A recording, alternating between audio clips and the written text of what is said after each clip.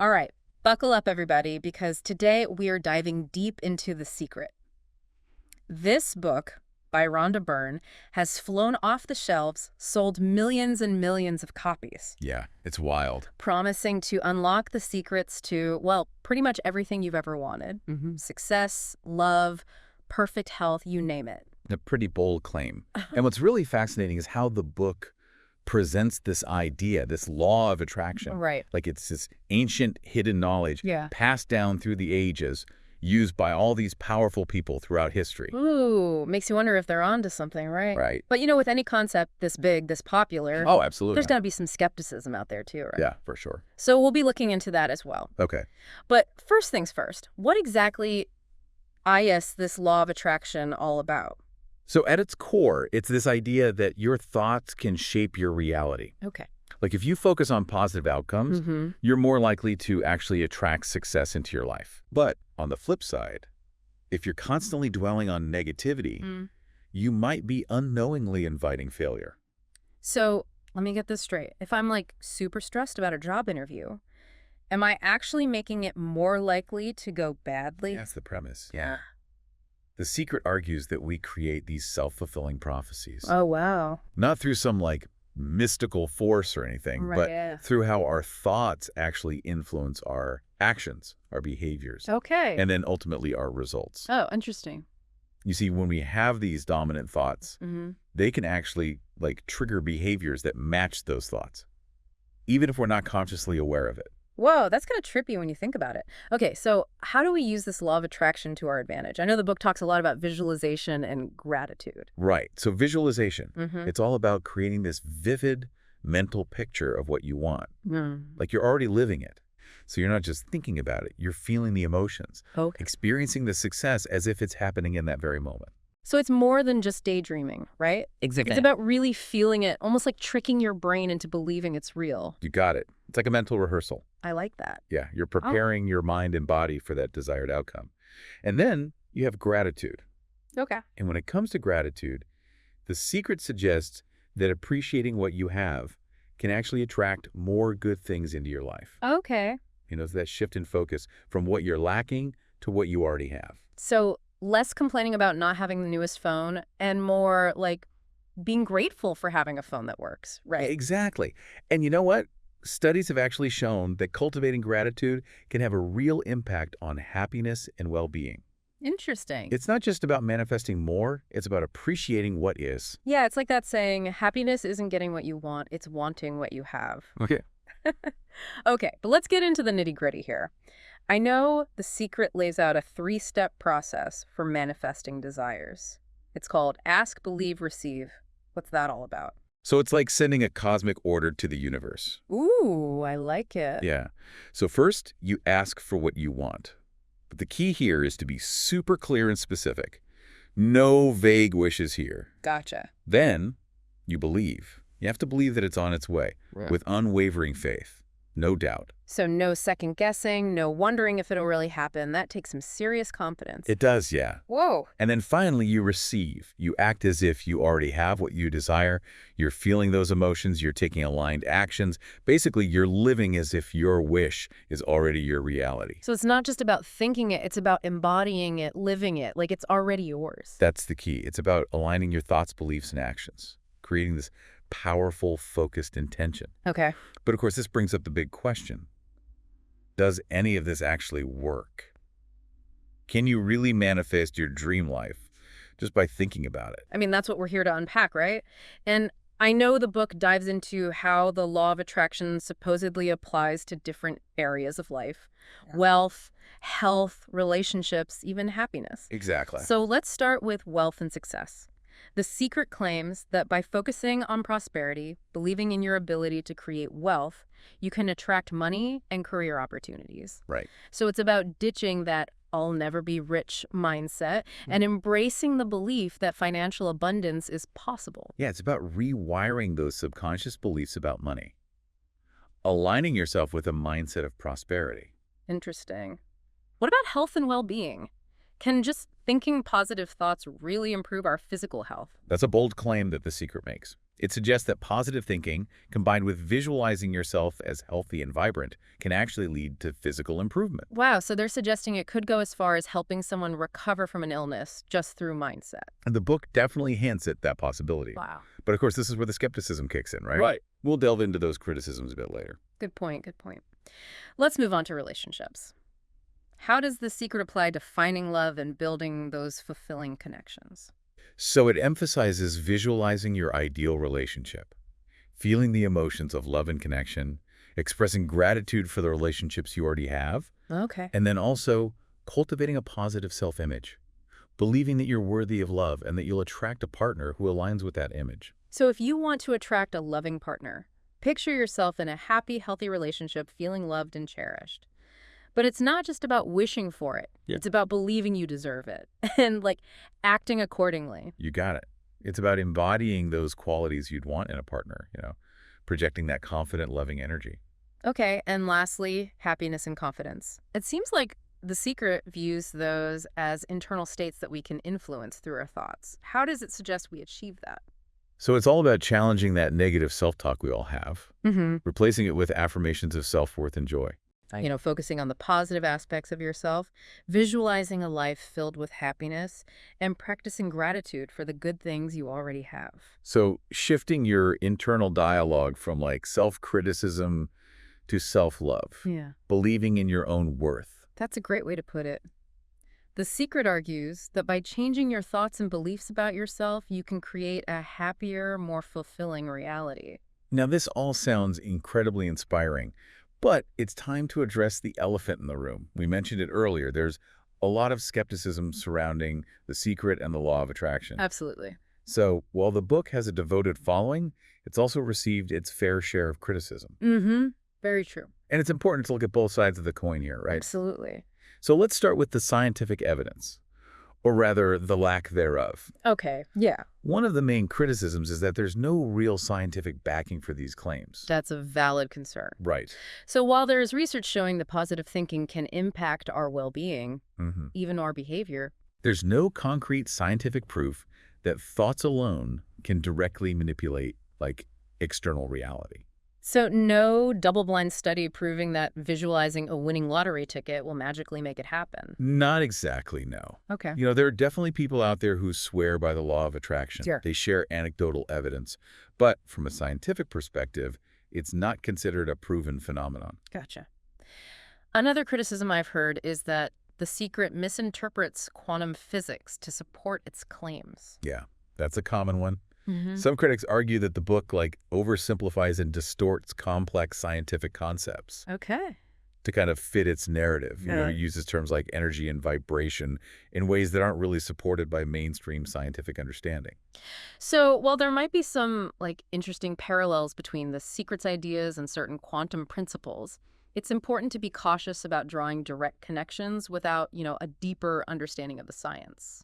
Exactly. You always need to be a critical thinker, Yeah. not just take things at face value, especially when it comes to complex scientific theories. Absolutely, absolutely. Another big critique is that The Secret oversimplifies life's complexities, suggesting that if you're struggling, it's mainly because of your negative thinking. Yeah, that's a dangerous oversimplification. Ah, Life is incredibly complex. right, And to say that someone struggles are only because of their mindset, right. it completely ignores all the external factors and systemic issues that contribute to people's experiences. Exactly. You can't just think away poverty or systemic racism Right. or a global pandemic, no matter how positive your outlook might be. You got it. And to blame someone's misfortune solely on their thoughts, Yeah. that can be incredibly insensitive, incredibly dismissive of the real challenges people face. Okay, and finally, some critics argue that The Secret might inadvertently encourage, passive thinking over action. That's an important point. Right. While visualization and belief are valuable tools, they're not a substitute for taking concrete steps towards your goals. So it's not enough to just sit on your couch visualizing your dream job. You have to actually polish your resume, network with people, and go on interviews. Precisely. Success takes effort, takes resilience, Right. a willingness to learn and adapt. And The Secret can be misleading, if it leads people to believe that results will just magically manifest without any real work on their part. So it's all about finding that balance, harnessing the power of positive thinking and visualization, but also taking practical steps and being prepared to face those challenges head on. Absolutely. It's a delicate dance between mindset and action. And that brings up an important question for you, dear listener. Ooh, I love it when you do that. What's the question we should be pondering as we head into the next part of our deep dive? Given all we've discussed about The Secret, what are your thoughts on it? And law of attraction. Ooh, yes. What resonates with you? What makes you skeptical? We want to hear your perspectives. And we'll continue exploring this fascinating topic in our next segment. Can't wait. All right, so we're back, diving deeper into The Secret. We've gone over the main ideas, explored some of the criticisms, but even if we're not totally convinced about, manifesting that dream vacation with our thoughts alone, Right. could there still be some practical benefits to adopting this mindset? That's a great question, and I think that's where things get really interesting.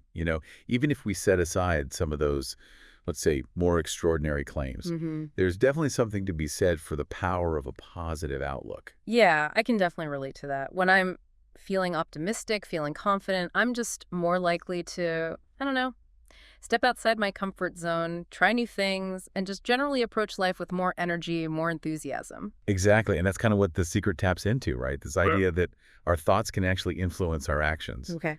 There are studies that have actually shown that positive thinking can reduce stress levels, it can improve our coping mechanisms, even boost our immune systems. So even if we're not like bending the universe to our will with our thoughts, a positive mindset can actually have tangible effects on our mental and physical well-being.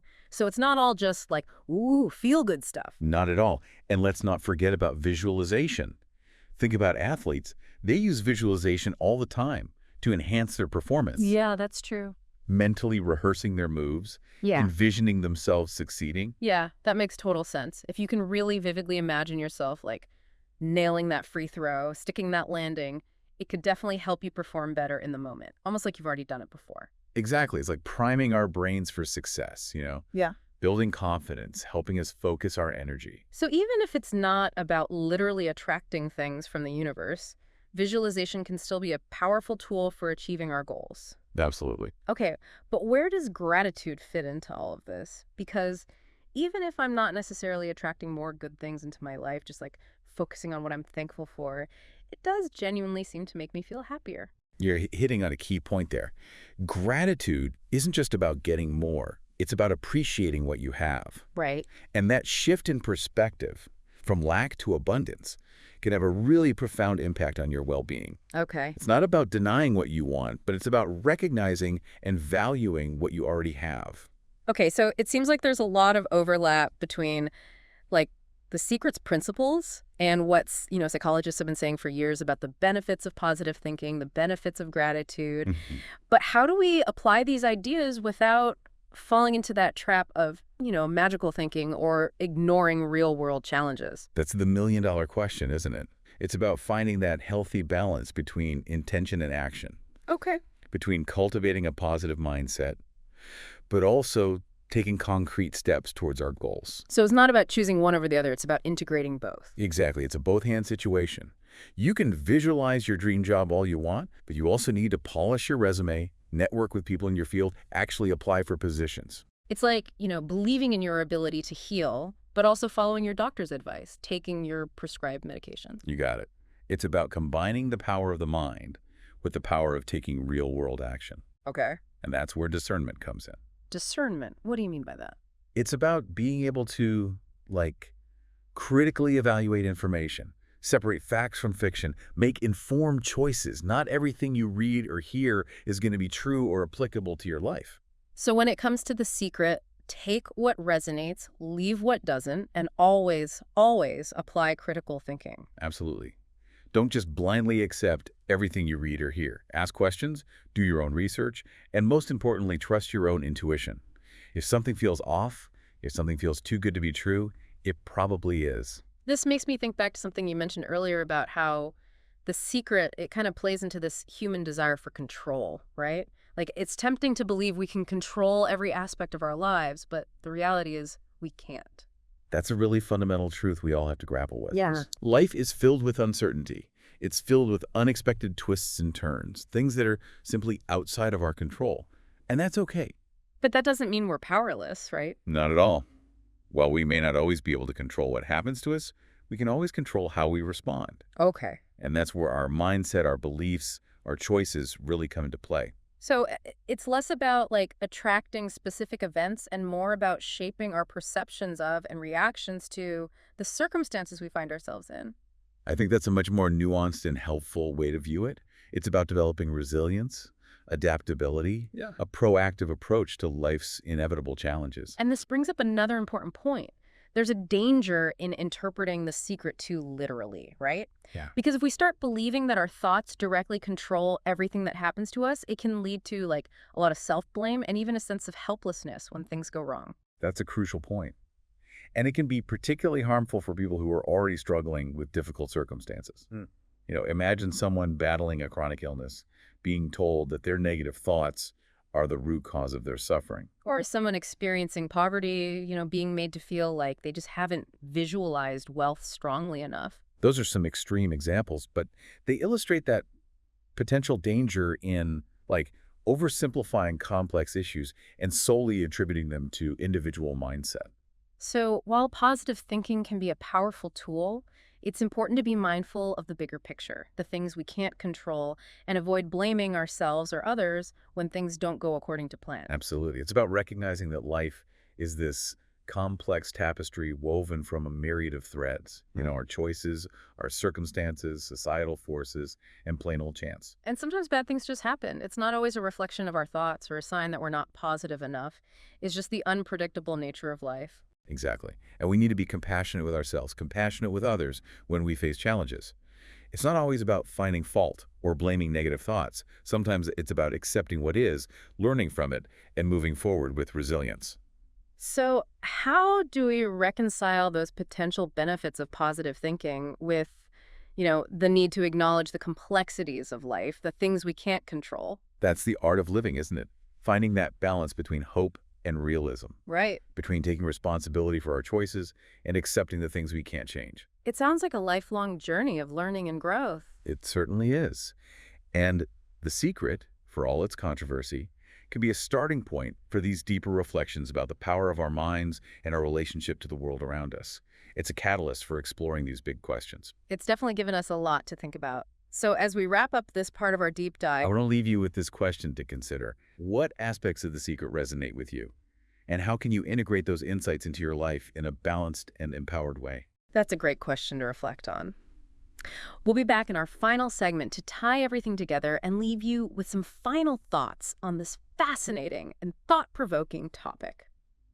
Welcome back to the deep dive, everyone. We've spent quite a bit of time with The Secret and this whole law of attraction thing. We really have, from those big promises to, well, some pretty controversial stuff. Yeah, exactly. So as we're wrapping up this whole deep dive, what's the big takeaway here? What do we really want our listeners to walk away with? I think it's important to remember the secret, as big as it is, as many people as love it, it's not some magic formula, right? Yeah. It's not going to just automatically give you everything you want. Yeah, be nice though, right? Oh, wouldn't it? But life's not that simple, is it? Sadly, no. It's easy to get caught up in the idea of like quick fixes and easy answers, but things rarely work that way. Exactly. And that's the thing. Just because it's not magic doesn't mean there's nothing worthwhile in The Secret. There are some good ideas in there, ideas that can really help people, but you got to approach it with a healthy dose of reality. So take the best of what The Secret offers, but bring it back down to earth a bit.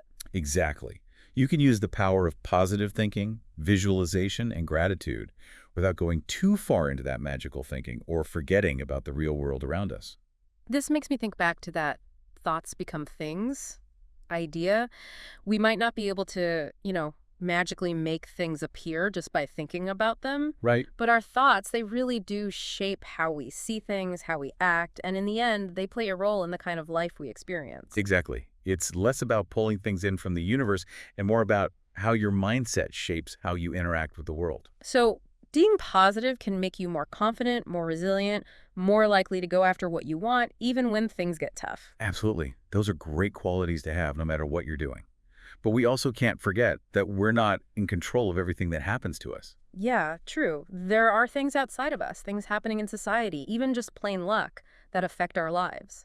It's about finding that middle ground, taking responsibility for what you do, but also accepting that you can't control everything. And accepting the unexpected stuff, the good and the bad, that's what makes life interesting, right? Exactly. Life's an adventure, not some perfectly planned out script.